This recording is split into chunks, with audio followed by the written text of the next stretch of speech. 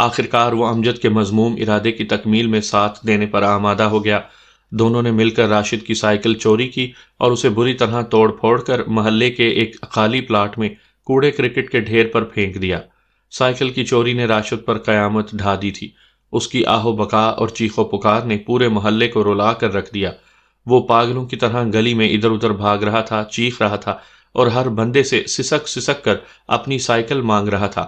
نیاز الدین اس کی شکستہ حالی دیکھ کر دل ہی دل میں کڑ رہا تھا۔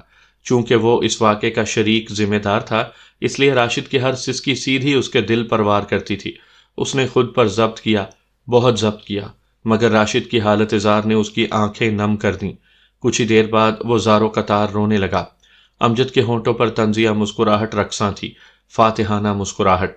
وہ دل ہی دل میں راشد اور اس کے گھر والوں پر ہنس رہا تھا۔